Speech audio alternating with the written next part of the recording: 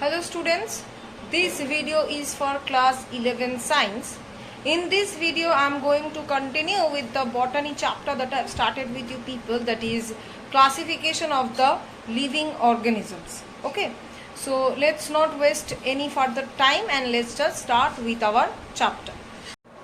So today we will start with the topic of alternation of generation in gymnosperms. See, in your book it's been given in a very complicated manner, so we will not go in that way because it will only confuse you. So in case of gymnosperms, at first we know that the plant body is obviously diploid sporophyte. So the sporophyte plant body, which is obviously diploid. Okay, now this sporophytic diploid plant body will reproduce. It produces many spores. Haploid spores will be produced by the process of meiosis. So at first it will produce the spores, which are haploid. Now these spores will give rise to haploid gametophyte. So they are giving rise to the gametophyte, which are obviously haploid. Now from these gametophyte, the gametes will be formed. So from the haploid gametophyte, obviously haploid gametes are going to form.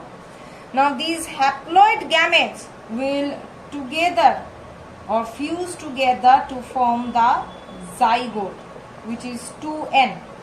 Obviously gametes are n, so they will fuse, they will produce a zygote which will 2n. Now this zygote will ultimately then form this sporophytic plant body. So this is an overall easy form of the alternation of generation in case of gymnosperms. Next we will see about angiosperms. So in case of angiosperms, the plant body is obviously sporophytic and it is diploid in nature. Now this sporophytic plant body will produce the spores at first, but before producing the spore, this sporophytic plant body will first produce the megasporangium or the microsporangium. So at first it will produce megasporangium and microsporangium. This megasporangium and microsporangium will produce next megaspore mother cell and microspore mother cell.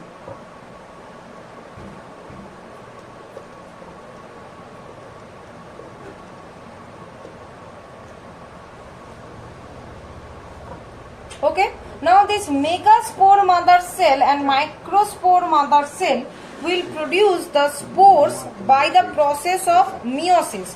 So megaspore mother cell will produce megaspore and this microspore mother cell will produce microspore, obviously by the process of meiosis. That means after formation of megaspore mother cell, meiosis will take place, which will ultimately leads to the formation of the megaspore and microspore.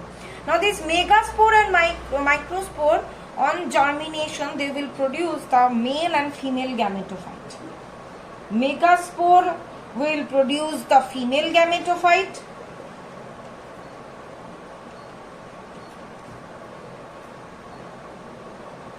and microspore will produce the male gametophyte. Okay, now this male gametophyte and female gametophyte will produce the gametes, which are obviously haploid in nature.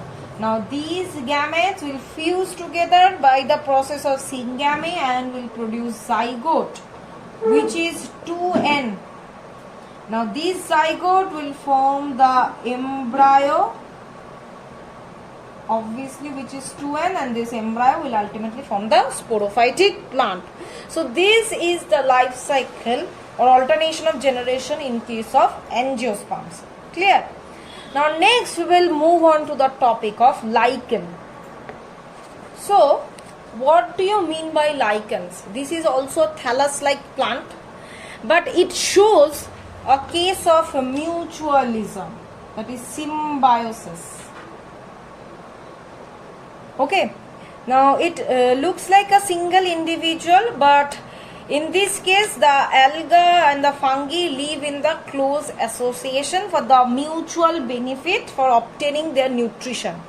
This type of nutrition is called mutualism, which is noted in lichen. So lichen is what? It is the association of algae and fungi. Okay, where two thallophytic plants, both are algae and fungi, both are thallophytic, live in close association with each other to form a compound called thallus. Now the fungal component, so this lichen is made up of alga and fungi, right? Now this algal component of the fungal component of this lichen is called mycobiont.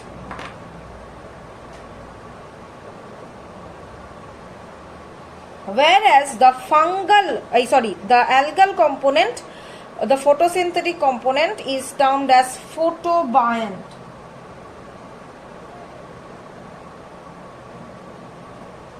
Okay, it was previously this photobiont, it was termed as phycobiont. Now considering blue-green algae as the cyanobacteria, right now this photobionts is grouped as phycobionts and cyanobionts. Now it is not called as like this photobionts. Now these are the two parts. One is the algal part, which is termed as the photobiont or phycobiont, and the fungal part, which is the mycobiont. Clear? Now, where can we find them?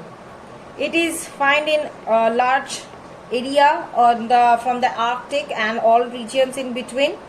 A huge habitation of them can be seen in the equator to the higher altitudes, on the leaves, barks, trees, exposed surface of the rock, soil, ground, everywhere we can find them generally.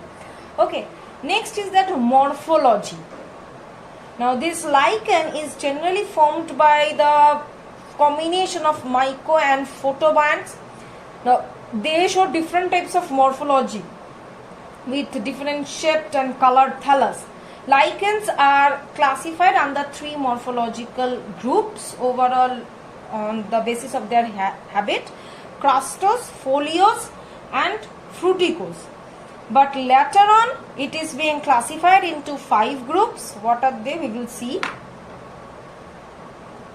First of all, leprose. Second one, crustose. Third one, foliose. Fourth one, fruticose. Fifth one, filamentous.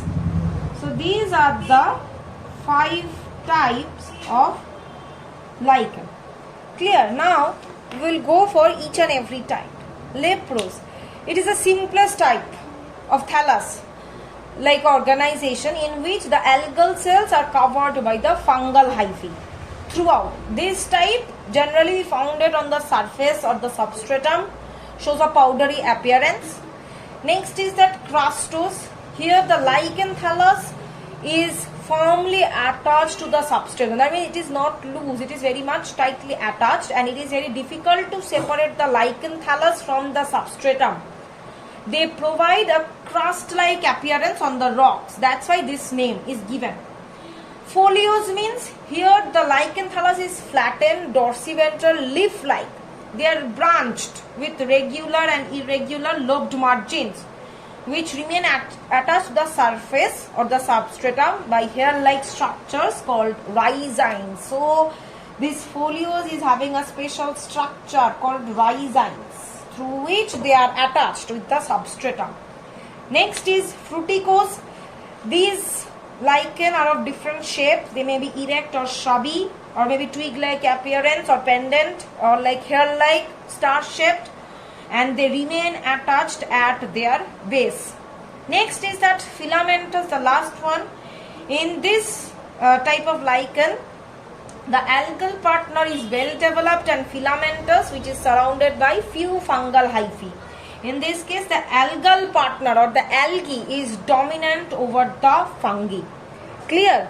So till this much I am keeping the video. In the next video I am going to continue with the chapter. Thank you.